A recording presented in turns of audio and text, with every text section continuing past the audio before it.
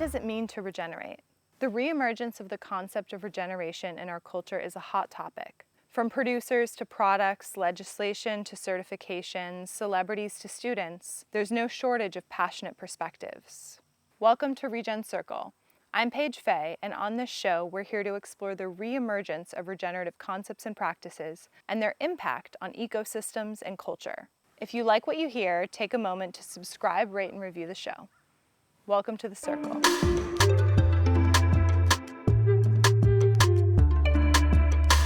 Welcome to Regen Circle today. I'm so excited to have our guest today, Joshua Hughes, on the show.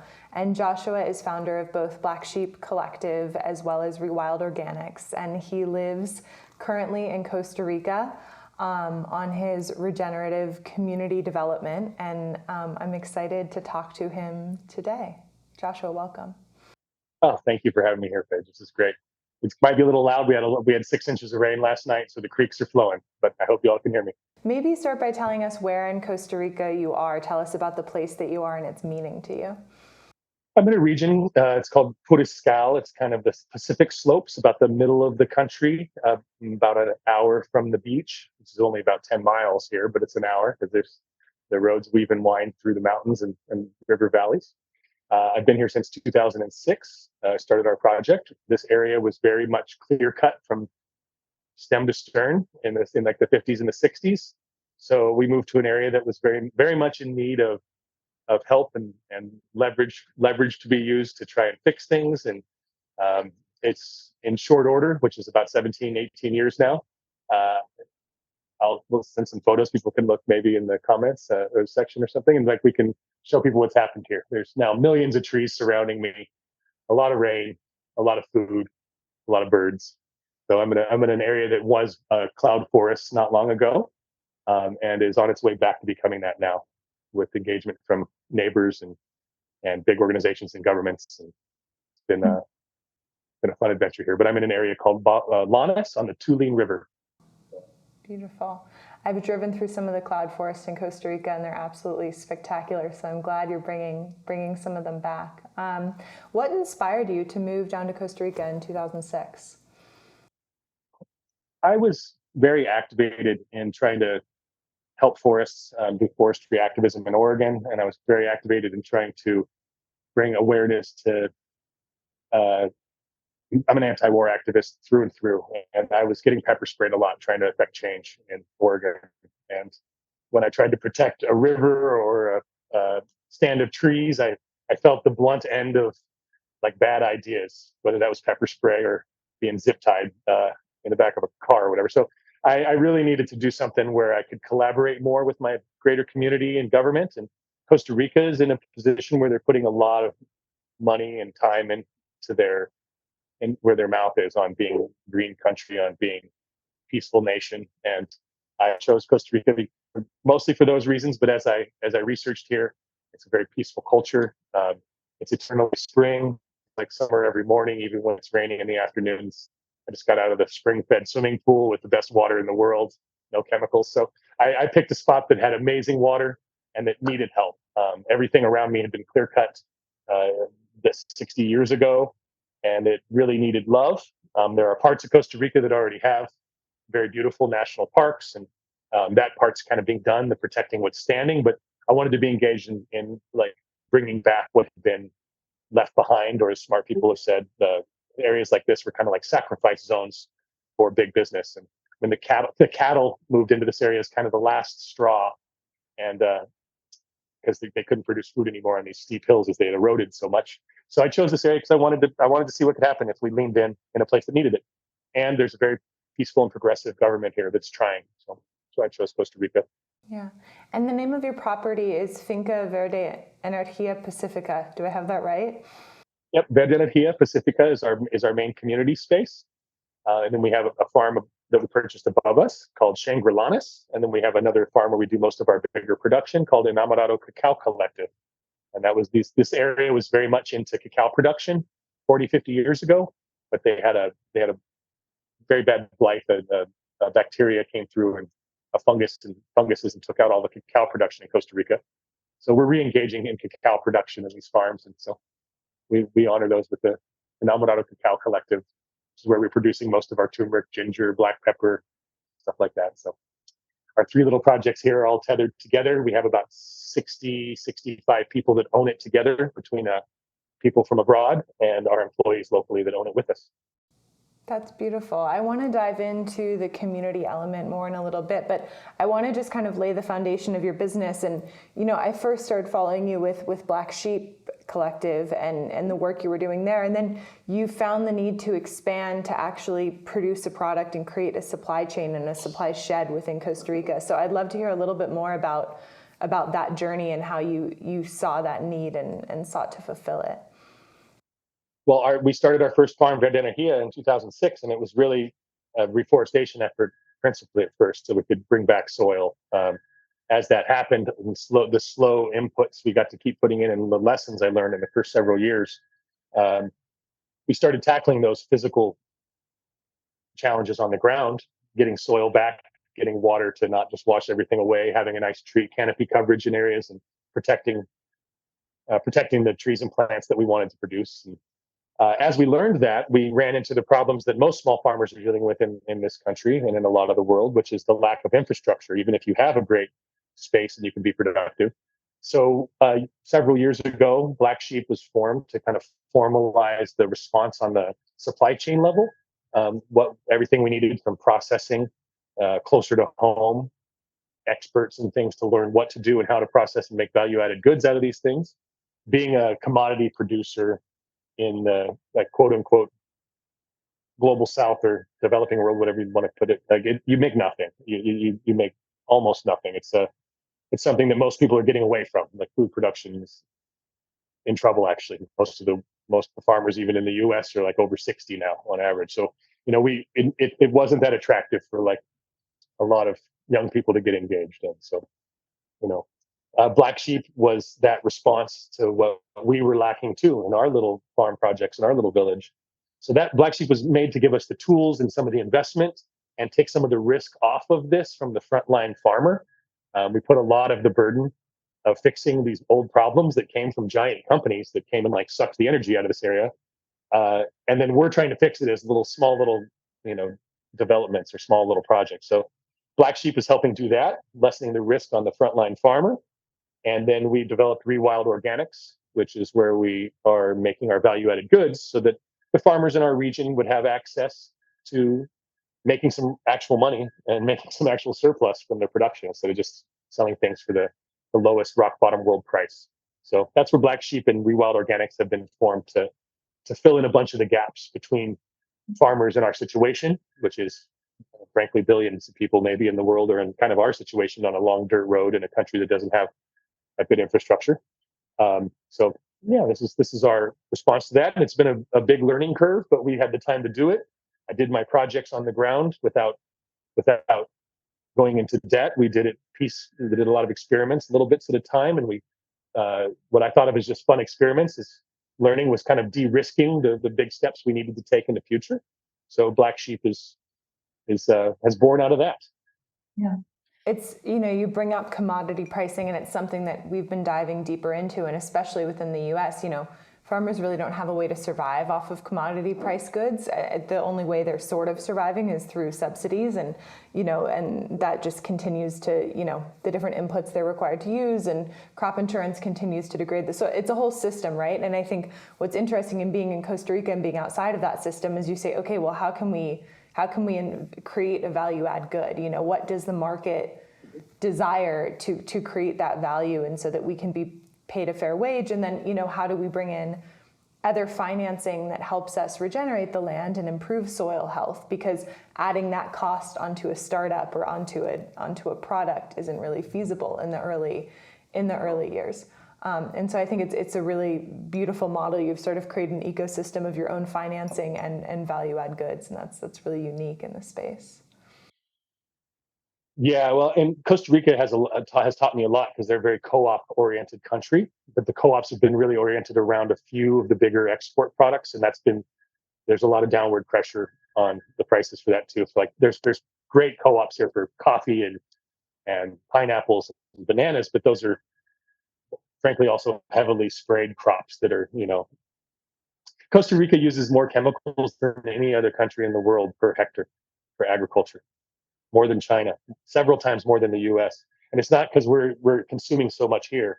It's because the big coffee, banana, and pineapple companies are don't really they're absentee owners. They don't really care about what's left in the wake here. I guess you can feel that all the time. My neighbors are getting things like getting cancer in areas where they used to live to be 110. So it's very real challenge here to even want to get people back. People even want to step back into farming because it hasn't been a good model for a long time. But the cooperative model has taught me a lot, is what I was getting at that. So I really latched on to what they were doing to pull each other up together and doing that in a much smaller way because the subsidy farming doesn't really work for small farmers. We don't get any subsidy down here. So we have to figure out how to make it on our own. And it doesn't just mean value adding like the crop you think you're growing. I'm a turmeric farmer. I grow turmeric. That's putting a lot of pressure on like one item.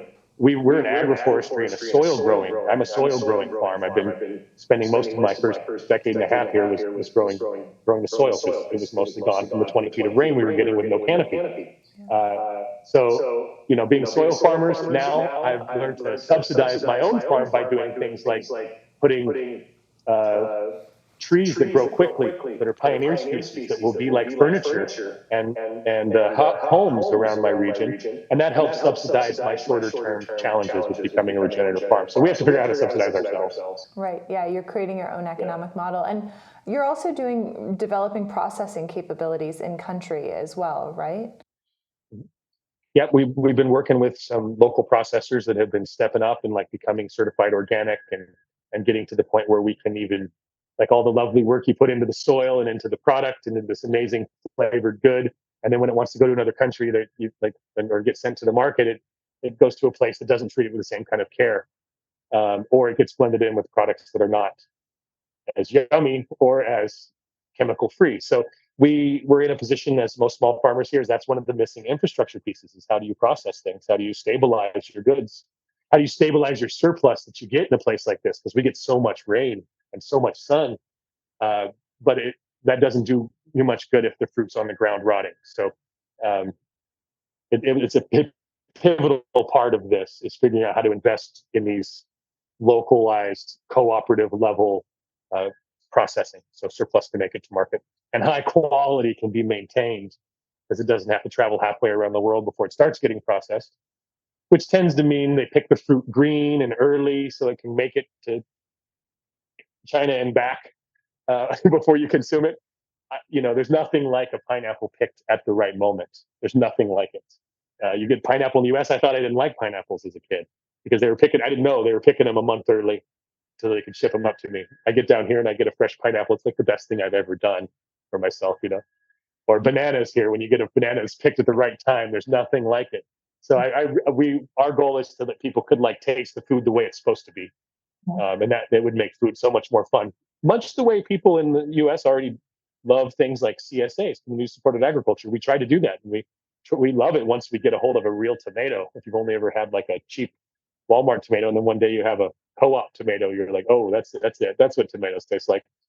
Same thing with pineapples. Same things with turmeric. I want you to taste that nutrients. I want all the sugars and phytonutrients to develop on the plant like they should, but that requires a vehicle coming out here at the right moment or whatever and getting it as close as possible to a place to eliminate like the water out of that pineapple. Because right now, if I ship a pineapple, it has to go 9 hours one way before it can get dried. That's like a pineapple probably is 95% water. I'm transporting a lot of water around. So that makes small projects, very small farms, very difficult or impossible to compete actually. So this is if it was just as romantic, if we just had like if all we had to do was switch over the way we treat soil, it would be a much easier challenge to become a regenerative food system world. But we have to rebuild a parallel infrastructure that like helps plants get dealt with closer to home. Right. I want to dive into sort of your thoughts on and your definition of regenerative in a minute. But first, I'd love, as we're talking about the community system you're developing, like what are a couple of the things that you've learned that have been the most beneficial in developing the system, and what are the really challenging pain points in developing a community-oriented local fooding system, which is essentially what you're developing? I'd say the thing that doesn't make us different, but what's making it click and work for us is that I moved here I was a recycler in my life. I wasn't a farmer. So I didn't come at this from like having to switch a conventional farm over to organic or regenerative. That's a whole other challenge. I came at this from, I grew up in the recycling world. I started in a wrecking yard as a kid. We had a family wrecking yard, dealing with what people call garbage, but it was all pretty much still good. So we got that back into the world of upcycle. I was in paper and plastics later. And then when I came down here, I realized I was upcycling what had been sacrificed farmland. So my approach to this came, I came very patiently to the game. I didn't know what I didn't know. And I came here to learn from my neighbors. I didn't come here to teach them anything day one. I would have very little to teach them anyway then, other than maybe some cultural exchange. So the cultural exchange was what we did lean on. I moved here with my daughter and my ex-partner and my parents, and my dozens of my friends and family own this community space together. So I think the most important part of the regenerative process here, it wasn't the science of how much bacteria is in the soil or how much, that wasn't the first thing. The first thing was building a neighborhood back and tying together with people in a way that we're in this together, building trust, raising children together. These things have made my experience much, not only more successful, but more genuine and more from my neighbors. It's a from my neighbors out perspective. And I'm blessed that I didn't know too much about farming. I had lots of experts around me, and I brought friends in that were great at this, and we started doing fun experiments and learning what would work here. And that became very important as it started to work. But my attitude about planting trees while we discussed all this, like I think in the beginning, as we were talking about the world's problems and talking about the soil's quality, and as people would come through and visit, we ended up with the kind of, I wouldn't call it like volunteerism that helped come and plant the forest with us here. I figured we might as well talk about this while we talk about this, we might as well plant trees. And I unknowingly was making sure that 15 years later, I had an amazing like surplus pump of an agroforestry farm. So the success and what I really learned early was build a neighborhood first. Think about this as a group human activity. This isn't just a business. And if it was just a business, um, I think it's missing. If it's just the farming part, if you just talk about regenerative ag, or regenerative ag as the soil and what we're doing the plant itself, we can miss the point that our neighbors are still suffering and that it won't be resilient. So the resiliency came first for me. Build that, build trust. I moved to a country that wasn't where I was from, so I had to it was extra trust building and language learning and all that stuff. So I'm a little blessed there though, because if I was a farmer day one, I may have been just totally disillusioned by all of it and the challenge. But coming at it as like a wanting to fix forests and build community first, that led to an amazing surplus. Literally, the forests are now creating so much biodiversity in my topsoil that and and everything from shade to more consistent rain and springs that are coming back. Um, that's all now paying off in beautifully. Uh, but it did require the patience and the learning this local ecosystem. And it also required my neighbors, because of climate change, we're all relearning what it means to be in a changed planet. It's not just like climate change in the future. Here it was deforested, the rain patterns had shifted, the springs had dried up. Climate change wasn't an abstraction for somebody here where it's just like, I think a glacier's melting. It was like no drinking water in the springs your families had used for generations. The roads were eroding. So climate change here really felt like not secondary, but that the climate change part's a byproduct, a good byproduct, a positive feedback loop that comes out of doing local land-based restoration. So, and community restoration, so that people don't have to go and cut it down in 15 years if they're poor. So like we need to make sure that these ideas last. And I was a student of geopolitics and, getting pepper sprayed a lot. I didn't want to end up I wanted solutions that really worked. I had felt what it meant to like resist the bad ideas with my body and with my heart. And it's way funner to even fail on a type of tree you plant that doesn't work than getting pepper sprayed. So I'd say those successes were very important, like finding lots of little yeses and being willing to go through. And I didn't have to get into debt, because I did this in a model where my community owns it together. So we had the time and the patience not to have any one entity take all this risk or interest and take it out of it. So the community interest came first. None of it's gone to pay interest payments. that was a huge part of getting the time to figure this out. That's beautiful. And something, there's a couple pieces, the social and communal aspect of creating, of regenerating a community. And the other piece is setting yourself up financially in a model where you had the ability to move laterally and move slowly and make tests and understand and work with the landscape and the ecology and the social ecology. And that's something that we've been doing a lot of thinking about, after spending, the last 12 years working with food businesses. There's really this pipeline where there's, you're not profitable until you sell. And so there's downward pressure on your investors, to sell. And I think that there's a new narrative emerging, and I've been really inspired by some colleagues who have figured out how to move through their startups differently, and so that they are more profitable from the beginning, and they're maybe looking to resource within themselves and within their own community, and I think that that's hitting on both the community and the financial elements of building a regenerative business. That's not what we talk about. The conversation is so dominated by soil health and carbon sequestration and climate change, which are incredibly important.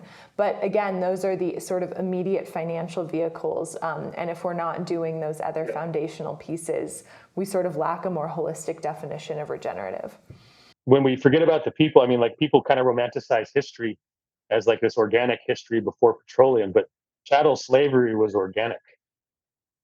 Like, that's heavy to think about, but like, organic's not nearly enough. The idea of just the soil being healthy, it hasn't worked out in history a lot because the people suffered massively under that yoke, even when it was organic completely. So it's important we take it here, or we're missing the whole point. I think we're only worrying about the consumer at that point. If it's just the soil health or just the banana, even if it's just the taste, that is really down to like the privileged having access to those things and other people going and working on it. So as you said, that I had the privilege to come and take time and patience to do this. This isn't something my neighbors could do. They had to apply poison because they had to succeed that month to eat that month.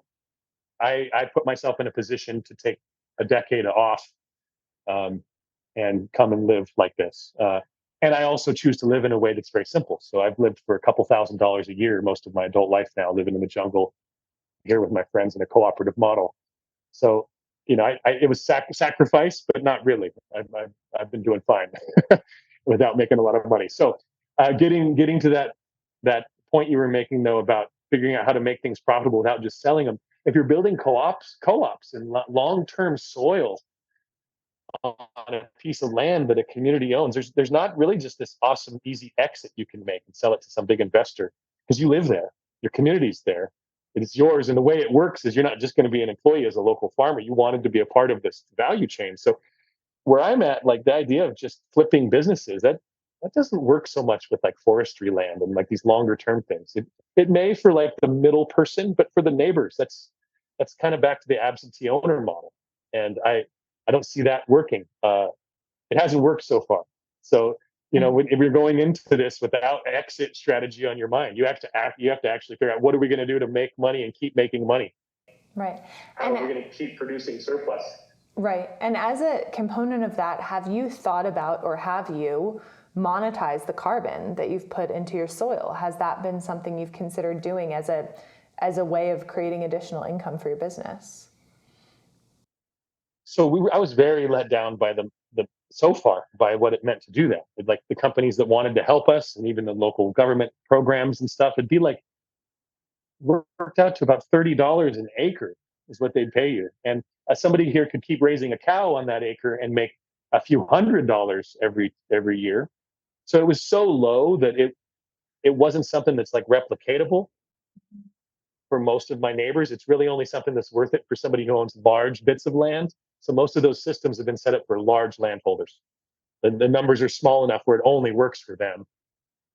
So we have an amazing amount of carbon stored in our soil now, and I've got several different large scale tests now done in my region that show, I can show you what happens after 15 years. Another farm we allowed after 10, another one after 6, and we're storing a lot of carbon. And when the right programs come along, we're all about it. But so far, honestly, it hasn't been set up to like be worth more for the farmer than than just what they've been doing. And that's something we need to digest. Those programs, maybe they would work, but they're not going to work if the people on the ground have to cut it down in 15 years, which is what's been happening in a lot of those bigger programs. Right. And as the agencies go back and look, they're like, where are the trees? Well, you didn't pay anyone enough to actually do this. You wanted to feel good about it. You counted the trees you put in the ground, and you walk away. Those programs don't make me happy. So I've been not anti, but just waiting for the right attitude from those bigger companies and from those governments. Yeah. It seems to be happening. There seems to be, because there's been so many failures at scale, or frankly, 10 different organizations counting the same tree as one. Or in Costa Rica, they even counted the monoculture palm fields as reforestation. So it's like chemical bass, and they cut the jungle down to put it in, and then they get to count that as reforestation. So that's not been impressive to me. I hope someone listening is a part of a great program that is working and is thinking these things through, and we can join up and we can incorporate that and help our neighbors more and help our farms subsidize ourselves a bit with that. Yeah. But the climate change thing here is actually pretty immediate, relatively immediate, because we have this microclimate thing going on here in Costa Rica. And when a valley has trees in it that was deforested 10 years ago and they're back, I'm getting consistent rain again. Like, farming's easier. Like, I'm subsidizing my future by planting those trees, whether or not I'm getting a nickel for the carbon they store. And that carbon they're storing, I get to like take back as a vegetable too. This, transitions into a vegetable here if you're a farmer doing carbon as well. So I haven't been impressed yet. I've had a few programs come through, but nothing's been enough.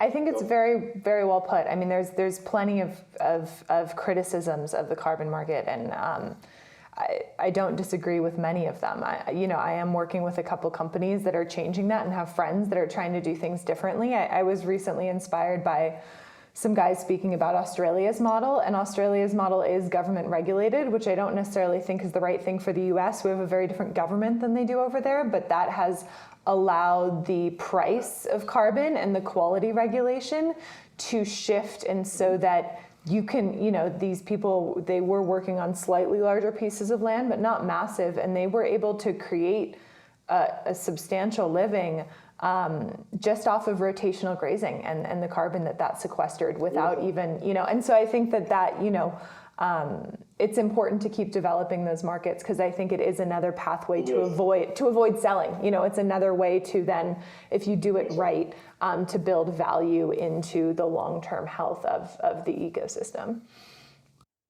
If I was in a place with pasture land, I would have a little different attitude, because you can do it different. Costa Rica should not have like the grazing cattle. So we're dealing with like really needing to replace every hill that's steeper than about this should just be forest. And there's a lot of it around me. We're like Switzerland without the snow, and my region is very steep, and it's all gone, and cows are like traversing every inch. But you can't. It's a little different here. I would be more excited about it in larger scale grazing, actually. But yeah, no, I need your friends to keep succeeding and keep figuring out, and have them come talk to us and come talk to our neighbors, and let's like customize programs that work in these different types of scenarios. Yeah. And in places where people don't have they have no subsidy to stop making money on that piece of land today, like to slow it down. Like, we got to figure out how to load that up front a little bit more for them. Even maybe we can take risk in the US with the money more and give the farmers more of it up front, so they can actually afford to do the work. That's another, and it has to be just like any regenerative system. It has to be specific to that ecology. How you sequester carbon in the Great Plains area is completely different from a tropical rainforest, like where you are. And so I want to transition, because when we were talking about this conversation, we were sort of brainstorming. You brought up this idea of romanticizing the regenerative homestead, and I felt like that was such a relevant topic for a lot of people. During the pandemic, I think we saw, I don't know the exact numbers, but we saw way more people transition from urban areas and attempt to homestead. I see it or hear about it every single day in some form or another. You see a lot of failures. There's definitely some successes. And I'd love to hear your perspective on this and what you've learned over the past, 16, 17 years. So I had a lot of people sitting around talking about doing these things in the early 2000s, and we started experiencing like global wars pretty in our face after 9/11 and stuff. So there's a lot of those conversations were happening then, very much like during the pandemic, people really wanting to shift especially if they're already really conscious about the environment or really conscious about petroleum use, and getting into this. Um, Good segue for the petroleum. A barrel of oil, 42 gallons, a barrel of oil, and we use 90 million of them every day in the world. Every day, 90 million barrels. That's not just because we want to use oil. It's because each one of those barrels has 11 years of your manpower in it. 11 years of work in that one barrel of oil. When you want to be a regenerative homesteader, you better digest those kind of things. That energy still has to come from somewhere. It tends to come from your body. It comes from being up at the crack of dawn and never stop working, or it comes from thinking differently and building community-wide programs. But that takes real time.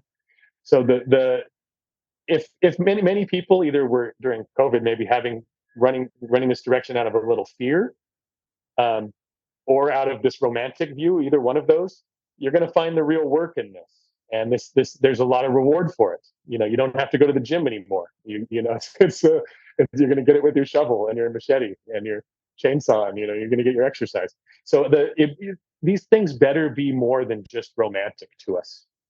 That stuff wears off, just like any relationship. It's great in that romantic period, and it can be great with people that you are, or people or projects that you're totally not compatible with for a while still. So I say be ready to really dive deep into what it's going to take to do this. Don't be afraid to take the steps, but I really want people to listen to the wisdom of people that have been doing it, so that we don't just go and waste energy and throw money at developments that never go anywhere, or end up rooting or transitioning our lives too much. A lot of people have a very much an or in their life when they do this. And permaculture has taught me to use the word and instead of or more. So I would say people should really start transitioning beyond the romance into the real work that's coming for them when they do this. Now, there's a huge payoff at the end with this once you create feedback loops, positive feedback loops. But there's a time before that comes, especially when you start the way we did with a piece of land that was completely denuded. Um, it it took several years to get to a point where it felt like, oh, there's fruit finally, or whatever. So I don't want people not to do this, but I also want people to take these steps with the full knowledge that it better be. You should get into the reality based mindset a little bit too. And there's a ton of knowledge to gain out there. And before buying a piece of land, owning a piece of land before you have the knowledge is a little cart before the horse if you're not ready for that. So I'd say right now, if you're sitting in an office somewhere and your dream is regenerative ag, and you like your first big hurdle would be, I don't have enough money to get a piece of land. Don't even start there. Start by going and volunteering at a farm. Start by joining a CSA. Start by learning about the deeper parts of this that aren't just the romance of me getting to go live off grid. I've had friends that moved to farms in the US, farmlands, and they get out and they left the city and they thought they're going to have clean, beautiful air. And the first day, crop dusters fly over their neighbor's farm and bathe them in pesticides. So, it's not all romantic getting out into the farming community. Costa Rica has this view itself of being like this totally green country. It also uses the most chemicals of any country per meter. So there's duality even on these spots that are some of the most beautiful places in the world. So I want people to be ready to take those steps, and they should probably think more about what they're learning rather than putting this big thing in front of them where they have to get $1 million first to own this piece of land and start doing things. You could be halfway ready before you even buy a piece of land. Or even more creatively, maybe you work with people that need you, and all of a sudden you're getting a co-op of someone else's creation, and you're doing this without those big roadblocks in front of you. So I think we should start thinking about this as it's not just homesteading anymore. We're we're practicing the new way that things eventually must go. Like, we must get into regenerating the planet if we want animals as in wildlife and water. I think we both know this pretty well. There's a lot. This must happen. Being the pioneers for that, though, is terribly risky. And not that we don't need to do it, but pioneering, and that's a weird word to use. That can sound a little colonialist, but pioneers get the brunt of the frontier. They get the arrows. They get the first. They get the pain. So we need to realize that we don't need to reinvent a lot of these wheels. A lot of people have been at this for a while. Let's find them. Let's learn from them. Let's collaborate, And it'll stay romantic that way because we won't jump into something where we feel so inadequate so quickly. I grew up like a redneck, so me getting out here to the middle of nowhere and having to like chainsaw my way to home sometimes through landslides and four-wheel drive or whatever, it was kind of second nature for me. Half of my friends are from big cities. A few months of that and they were done, or even one time. So uh, I recommend finding a crew too. Don't do this alone. This is almost impossible alone. Humans aren't supposed to do almost anything alone. If you go back far enough in our evolutionary trends, only a couple of years we've had credit cards. I mean, I'll call a plumber when we need something done. Uh, I need to have a community that's strong enough that the plumber from next door will come help me without a credit card, and we better be friends. So or I better be friends with people who know what they're doing. So I'd say don't put it all on yourself, put it on the community, because that's all that's ever actually worked for humans, is doing things together. It's even why we have language, so we could hunt together. And we're not supposed to compete for food. We're supposed to work together for it. So I would say that's not taking away the romance, but getting into sustainable romance, like you do when you get married and you try really hard, or when you have a child, you try and keep that up forever, because you hopefully it lasts forever. Hopefully these things last forever too, and hopefully what we build, if we do have to change because life is more and than or, that we built resilient systems that aren't personality based or ego based. And most of the communities I've seen fail that have tried to do this is because it's really personality based. The founder is like something special or had something to give, and then when they can't do it anymore, their kids don't do it anymore, it's kind of peters out. Not that it wasn't important though either, by the way. Beautiful lessons in that. We learn from other people's mistakes, hopefully. I want to maintain the romance. I still have romance with all this. I'm still walking around meeting new birds that I've never seen before 17 years in. Just did today again. And it hits me on that like deep love soul space. But there's been a lot of blisters, and I've had some tragedies, because when you're off grid on the front line, ambulances don't come in 5 seconds like they do in a big city either. So the romance peels away when maybe a young person dies or something. Like, that's very real. Yeah, I think, it's you have great points. One of the things you brought up, two things that I want to circle back to, but one is this concept of heroes, and we've sort of been in this era of the hero archetype, like the hero's journey, and illuminating these individuals and these heroes of industry or of art or whatever it is. And at least in my learning, regenerative systems aren't built off of heroes. Whenever we fetishize or uplift a singular individual, we really lose the essence of what it is to build a regenerative system, to be one of the whole,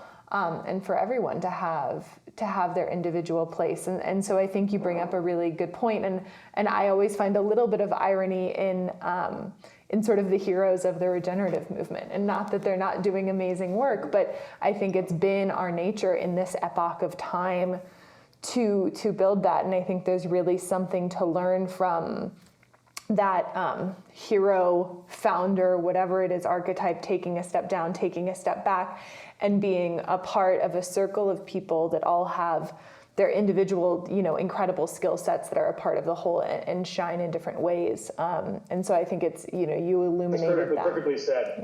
Yeah. And if you want it to be generational, it can't be. Even if it's perfect, well, that person's there. If you want it to last, a lot of communities stop at the kids; they don't go on, and that's telling. So that's perfectly put. The other thing I want to hit on that's a little bit more practical, and it's something I've been thinking about because, I took some time. I've been nomadic for a lot of my life. My family are nomads and travelers, and that's a beautiful thing. I've gotten to see a lot of cultures and understand a lot of different ways of being. But it also is challenging to build a community or truly to have a relationship with land in a really deep way when you move around so much. And one of the things I've thought about and I've seen with other people that pick your homestead is like, pick the ecology and the biome and the bioregion that you're choosing well. Really think about that, because especially when you're thinking about homesteading or building a community, technically the type of farming that you're going to do there and how you're going to make a living, how you're going to feed yourselves is going to change very drastically how the climate is going to be affected over these, the type of community, the cultural implications, the governmental implications. And I'm curious, like, if there was anything, you know, I believe you came from Oregon. Do I have that right? Or was it different? Which is beautiful, Pacific Northwest. Also, you know, a lot of rain and a lot of water and a lot of forest, but culturally very different from Costa Rica, and even ecologically quite different. And so I'm curious, like, if you had advice for people, or if you talked to people when you were learning and you were thinking about the place you wanted to be in, how can people that are thinking about homesteading really understand the type of ecology that they want to step into? Yeah, it was a lot to unpack there. But one thing that really stood out for me that you said there was like I had it politically with my homeland. I was in a position where I was like, I was getting pepper sprayed, or I was out protesting. I was spending a lot of my time running into like my local government in a bad way. I that was a primary part of how I decided to be, and I would have loved it if I could do a project, could have done a project in the place that I was born and raised. It would have been culturally easier in ways or whatever. But um, I chose Costa Rica because it was a place that didn't have a military. So I was really leaning in on like on the peace initiative in my life and wanting to be a part of a culture that didn't do that. So for me, it was very important. But I have about 60, 70 owners of 3 farms together here, and they all do it for different reasons. We have unity, but I don't like uniformity. I'm big on unity, not big on uniformity. So what I picked and why I picked this is different, wildly different than most of the co-op members that are here with me playing. But for me, that was very important, that I could like pay taxes with my heart instead of knowing that my tax dollars were going to build weapons. So I chose a place in the world that is one of the few places that doesn't do that. I don't want everybody to flood here and live in this little country. It's tiny, and I don't know. I wish everybody had more options when it came to that ideal. um, when it came to what I was going to grow or do, that for me came out of learning what was realistic from that area and what was realistic in the climate changing world. And that took some time to figure out. If I thought I knew what I was doing agriculturally day one, I would have failed and left pretty fast. So I would say what I said earlier was maybe the most important thing. We should all get into growing soil, and then we're going to see what comes out of that. So the culture that's going to come out of the soil, the plant culture I'm going to have, is going to be probably wildly different than what the markets have already chosen from that part of the world, because those decisions are made for a lot of reasons that aren't very human or life based. So yeah, for me, I was very open to what would come after I chose my community first. And something else is, I didn't move here and start a community. I moved to a small farming village. Um, and I think there's a lot of people, especially maybe from the more new agey left, that like come and do these things and think we're starting a community from scratch. And that's like the big C community instead of just like, hey, we're part of a community. So I've kind of dropped that word from my life so much lately, and more, I live in a neighborhood, and we build community in that neighborhood, and every day as we make relationships. So I uh,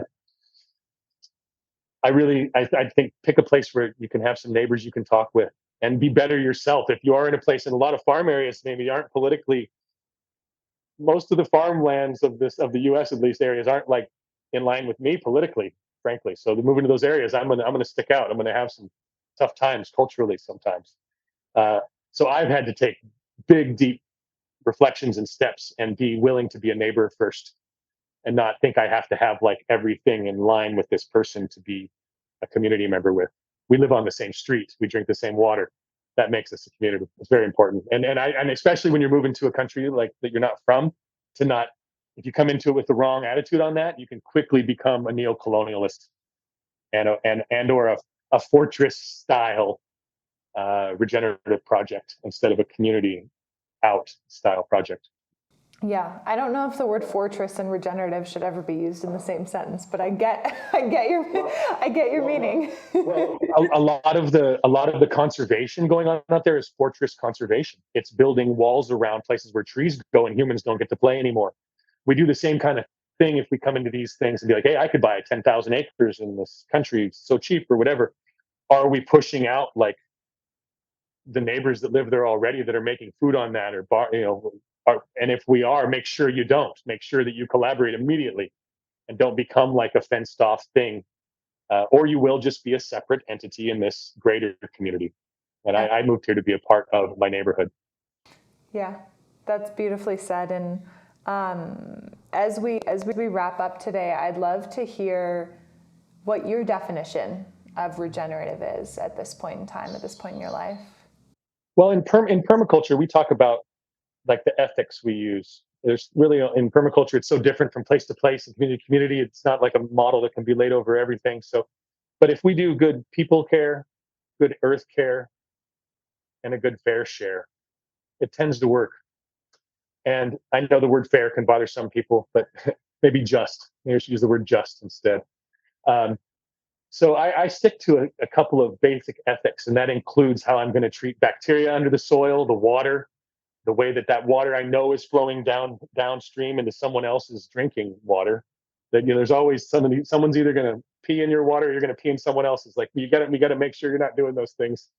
Uh, so for me, regenerative business is going to be coming to terms with ethics in a deep way and thinking about long-term effects more. Now, we can easily get into progress traps, even with that idea, if we start thinking regenerative too small. So if regenerative can include the people, the animals, the future, and deep consideration of the past, I think we're going to get there. And it isn't. We don't put it in such a small box that people can't do it anywhere either. I need regenerative lawyers in New York right now to start being regenerative in the way they do their business, in the way they take clients. I need regenerative politicians. I need regenerative artists. Like we're not. If we think regeneration is just for the farmers, I think a lot of us are going to forget our part. So we need to make our businesses that way. And that's going to mean our businesses being owned by the employees. It's going to mean more upward mobility for everybody. It's going to mean more opportunities for listening to the youth and what the new things that are coming along, not being so stuck on what's just profitable for the last 40 or 50 years. So in the business world, we're going to have to start thinking as intensely about this as people are doing on the front line when they're trying to grow tomatoes. Mm-hmm. It's going to be mostly about our attitude and our ethics. Beautifully said. Thank you for sharing that definition. One of my favorite things about getting to talk to people that live in this way is hearing how they reflect that and how they live that in your life. And so thank you, Joshua, for everything you've shared today. And I also want to close with how can people support what you're doing? Where can people find Rewild Organics? What's the best way to connect? Well, rewildorganics.org is where we're getting our value-added goods out to the world. They can contact us through Rewild's website or get directly in touch with me. At Blacksheep Regenerative Resource Management is the tool we're building to help expand all this. And we're looking for everyone from customers that want to have well-sourced ingredients, like people that are making yummies in the north right now. Please contact us and let's grow your vanilla for you. And on the other side, I'm looking for the partners that have resources in the world that want to be part of this leverage investment model we're building. And so we're looking for people that want to invest or collaborate right now on the processing things we spoke about, helping small farms in our area have access. We also are looking for partners that want to do things like carbon correctly. So I would love people to get a hold of me through Joshua at weareblacksheep.org is my email address. And we've got a plethora of Instagram accounts and stuff. People can go check out what we do on a daily basis. But yeah, if anybody out there wants to come and do yoga in the jungle and plant some trees with us, they can visit us at VerdEnergia.org, which we probably put in maybe we could put in the notes so people don't have to try and spell that. But I'll link everything in the show notes. Totally happy to have young people come and participate with us and fall in love with the jungle with us. So come down here, plant some trees, come down here, do some yoga in our studio, and then eat some jackfruit with me. And we can figure this out together. And I really mean that for you and your crew too. I'd love to have you all down here and enjoy the jungle and go out and get some footage of what's happened here, because it's quite amazing when you go just a couple hundred meters from here and see the deforestation still, how quickly this can work. Which for my personality type, it worked. There's so much rain, it worked so fast that I want more people to feel it. So come visit us at VerdEnergia please support us. Buy some of our golden milk if you could at rewildorganics.org, and it goes right into these farming communities. So thank you so much, Paige, for helping amplify this and synthesize this and the work you've done and do all the time. I'm grateful for that. It can feel a bit alone on the front line of this work. So I've been integrating and collaborating more with folks like you, because we're not alone. Yeah. There's lots of us trying, and we need to work together. Well, thank you, Josh. It was so inspiring. We'll link all of your businesses and ventures in the show notes so that people can find you and try the golden milk. It's the most beautiful, vibrant thing you've ever seen. So thank you all. Have a beautiful day.